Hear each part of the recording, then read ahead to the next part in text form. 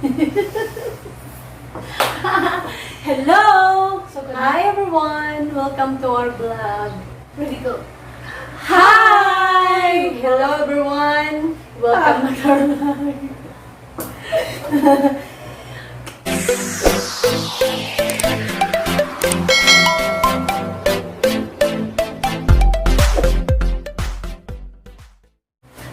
Hi! Hi, hello everyone! Welcome back to our channel, and I am Teacher Jasmine. And Teacher Julie. And here we are again for another day of lesson in mathematics. Yes, we are back again for this third quarter because our beauty has been very busy for a while. So we are back and we are going to explore mathematics. So, flex lang namin with Teacher Jasmine, our new Whiteboard! Compliments from Tatay! Thank you, Tatay! Despite the situation that we have right now, we hope that you still continue subscribing our channel and looking into our videos and continue doing good in your studies. Yes, we hope you will be doing great and you'll do your best in everything that we have. I know this time is very hard for all of us, not only you students, but to us teachers also. Yes. So for today, I will give you the floor to Teacher Julie for the discussion of today's lesson. Yes, so I hope you are ready there, guys, because we will be explaining on the lessons in third quarter. Yes. Hello, yes, our lesson for today will be about permutation. So are you familiar with the word permutation? Yes, absolutely. Permutation is the number of ways an object can be arranged in such a way the arrangement is very important, or the order is very important. So where can we use this permutation? We can use that permutation to examples like, in how many ways can you arrange your first honor, second honor, third honors in a classroom? So if there are 50 students and you want to arrange them, in how many ways can you select first, second, and third? So that's the importance of using permutation. On how we are going to find the number of arrangements. There are three different kinds of permutation. So I want you to be very careful with choosing what formula you're going to use. We have three different kinds, and that is distinct permutation, distinguishable permutation, and circular permutation. When can we say that it's a distinct permutation? This is when you are going to notice that the objects are all unique. Take note, the objects that you are going to arrange are all unique. When we say unique, there's no identical objects. So for example, in how many ways can you arrange 6 people in a row? In how many ways can you arrange 6 people in a row? Take note that we have here 6 people as our objects. So that take note for our objects. So all of them will be arranged. Since you will be looking for the number of ways these 6 people can be arranged, therefore, we are going to arrange them in a row. So we will be making here, how many slots? There will be, yes, there will be 6 slots you will be making because all of these 6 people are to be arranged in a row. So therefore, on your first slot, how many choices of people are you going to put here that can be positioned in this particular area? So there are, yes, there are 6 choices you have. There are 6 people or choices you have that will occupy this space. Second one, since it's already occupied here, so we have here another slot. So how many choices of people who will be sitting here? So how many people left? Yes, there are already 5 people left. So there are 5 choices you have here. And then here, so how many choices of people for the next slot? So there are how many choices of people there? You have 4 choices, and then followed by, this will become 3, and then 2. And the last one, how many choices of people are left? Yes, we only have 1 choice. The slots here will be multiplied. So the answer that you will get here will be multiplied. So, after multiplying, 6 times 5 times 4 times 3 times 2 times 1, so you multiply that one, you will get your answer as, yes, 720 ways. 6, 5, 4, 3, 2, 1, the answer you get there is 720 ways. Can be written, since we are talking about mathematics, can be written as 6 factorial. I want you to take note of this one. 6, 5, 4, 3, 2, 1 can be written as 6 factorial.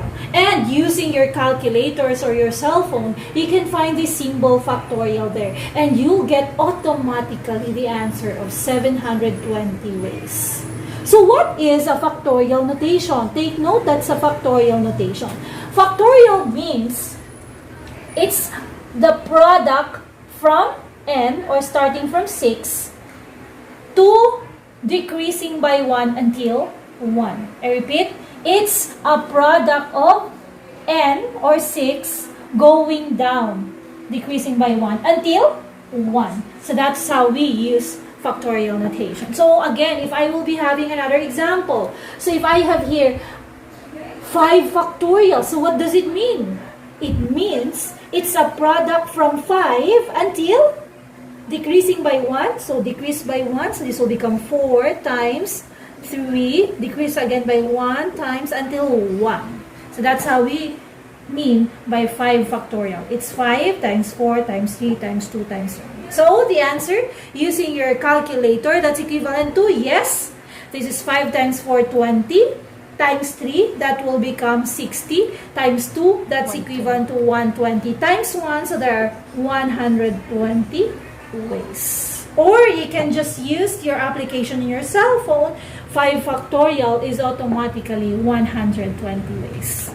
We'll take example number 2. I repeat, we'll have example number 2.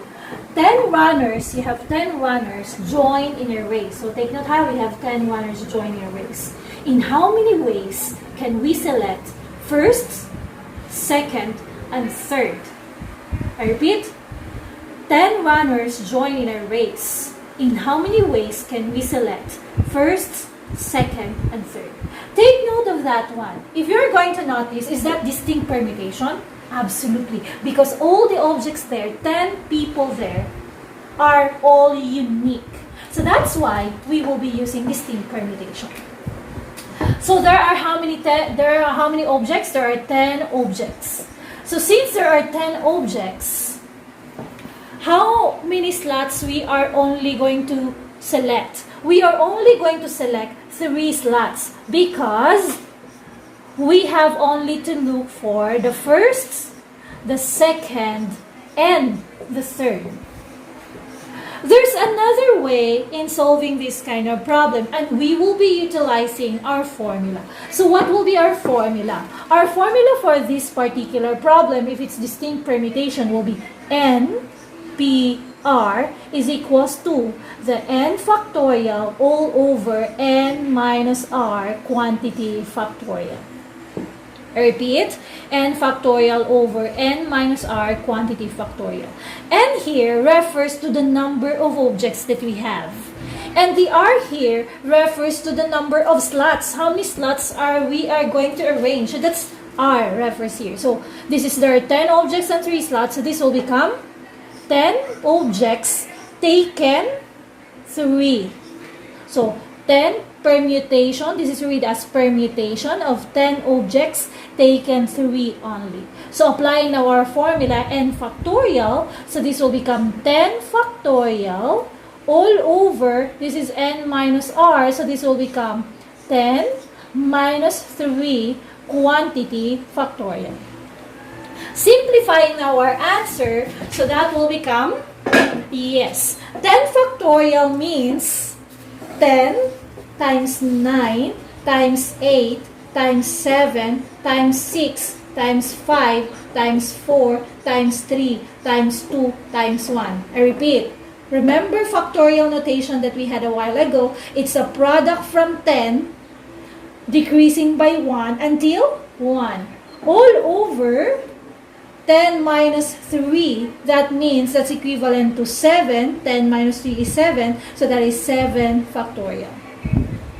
And 7 factorial, if we are going to simplify it, so we don't need to write it anymore, so we can have this one or directly. That 7 factorial means 7 times 6 times 5 times 4 times 3 times 2 times 1.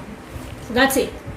Now, since this is division, take note, we divide numerator by denominator. So if you're going to notice, 7, we also have 7 in the denominator. So we divide 7 divided by 7 is equals to 1. 6 divides 6 is 1. 5 divides 5 is 1. 4 divides 4 is 1. 3 divides 3 is 1. 2 divides 2 is 1. And absolutely 1 divides 1 is 1. So these are all 1. So what's left? We only have here 10 times 9 times 7. So again, 10 times 9 times 8. I repeat. So equals, when we multiply this one, 10 times 9 is 90 times 8. That's equivalent for 720 ways. So therefore, from our question, if we have 10 runners join in a race, in how many ways can we select the first, the second, and the third? So there are how many? Yes, there are 720 ways. Okay. Now let's go with our second permutation, distinguishable permutation. How will we know if it's a distinguishable permutation? Take note, when the objects here, some, not objects, not all, but only some objects are alike. If some objects are alike, we cannot use the formula that we learned in distinct permutation. We will be using our formula for distinguishable permutations. So what are the example of this? In how many ways can you arrange the word? Let's have Pilipinas. I repeat. In how many ways can you arrange the word Pilipinas? If you are going to notice, we have how many letters all in all? We have 1, 2, 3, 4, 5, 6, 7, 8, 9. Therefore, we have N as our objects. We have how many all in all? There are 9 objects all in all. But in this case, if there are 9 objects all in all, you are going to notice that some of the objects repeats or some of the letters repeat. So what are those letters that repeats? Take note that we have letter P and there are 2 P that repeats. They are alike. We also have what? Yes, we have letter I. And how many letter I do we have there? There are 1, 2, 3. There are 3 letters of letter I. And do we still have other letters that repeats aside from letter P and letter I? Okay, no more. Because when we use distinguishable permutation, some objects are alike. So not all objects are alike, only some. So how are we going to solve this one? We will be using this formula for permutation of distinguishable. So we have this n factorial, the number of objects all over. We'll have this one, P factorial, Q factorial, R factorial. What are these P, Q, R, and so on and so forth? These are the letters or the objects that are alike, are the same. So, if you're going to notice, we have 2, letter P, and we have 3, letter I. So, applying now our formula, so this will become P equals n factorial will become 9 factorial all over. We have 2P, so this will become 2 factorial. We have Q here, so any objects that repeats again, so we have I, there are 3 times. So do we still have other letters that repeats or objects that are alike? So no more. So we have here, we are going to stop until here. Okay, so simplifying now our permutation. 9 factorial means what? 9 factorial means 9 times A times 7 times 6 times 5 times 4 times 3 times 2 times 1. Did you get that? Of course, that's 9 factorial. All over 2 factorial, so you have to simplify that one. So that means 2 times 1 times 3 factorial means 3 times 2 times 1. That's it. So having this one, we divide numerator by denominator. So we're going to look for numbers that can be divided by. So we can do this one. This is 2 divided by 2 is 1. So there's cancelled out. 3 divides 3 is 1. So can be cancelled out also. And this one can be cancelled out. Or you don't need. That's okay. Next, we have here denominator of 2. So we are going to look for factors in the numerator that can be divided by 2. So it's okay. We can have 4. We can have 6. We can have 8. So we can choose any of that. So we can choose 4. 4 divided by 2. So this is still 2 left. And this one is already 1. So there are no more numbers in the denominator. So the numbers left in the numerators are, we have 9 times 8 times 7 times 6 times 5 times 2. Using your calculators, the answer of 9 times 8 times 7 times 6 times 5 times 2 is 30,240 ways. So you can write their ways. So there are 30,240 ways you can arrange the word Pilipinas. Did you get that, guys? Now we'll go with circular permutation. What is circular permutation? We will be able to notice if it's a circular permutation, if a problem, you can find it there. There's a word circular, something like that.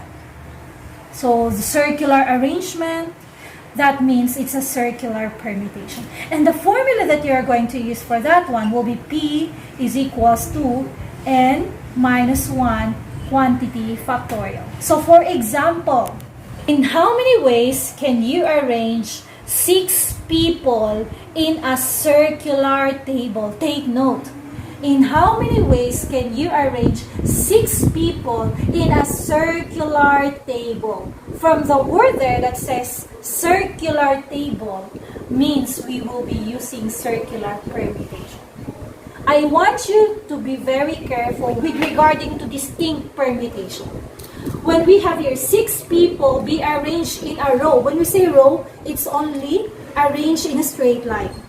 But here, we arrange the people in a circular table. So if that is the case, this is the formula you are going to use. So just use P is equals to, and here refers to the number of objects. So there are how many people we have there? We have 6, so minus 1 quantity factorial. So just simplify, 6 minus 1, so that will become 5 factorial. And of course, you know 5 factorial, that means 5 times 4 times 3 times 2 times 1. Or you can use automatically using your calculator 5 factorial. The answer is 120 ways. So therefore, there are 120 ways you can arrange 6 people in a circular table. So that's what you have to remember when we say circular permutation. Do you understand? So again, rough guys, we have distinct permutation. Arrange it in a row. Objects are all unique. We have distinguishable permutation. Some objects are alike or the same. So this is the formula you are going to use. And circular for permutation, if you can find a word circular table, circular arrangement, so this is the formula you are going to use. Did you get that, guys? I hope you learned something today, just a little bit. If you have questions and clarifications, you can just log in. You can just write it down at our chat box below because we are willing to help you. By the way, guys, we will be changing our name for our YouTube channel so everyone can subscribe. They will be able to search automatically if they want lessons in mathematics. Yes. So what will be our name, Best? No, we want them to suggest a name Yes. for us. We will not be the one who's going to name our channel, but I want you guys as our subscribers Yes. to give us a name. Okay. You can suggest us any name that you want us to use, and then for those name Yes, absolutely. can be chosen, then we will give a surprise gift for you. Okay. That will be all for today. Yeah, so thank you guys. I hope you will be watching our videos because this is intended really for you. Yes. And if you were not able to subscribe yet, click the subscribe button below, and please do click the notification bell for you to be able to be updated with our daily videos. Yes, absolutely. Bye! Bye-bye. Thanks for watching.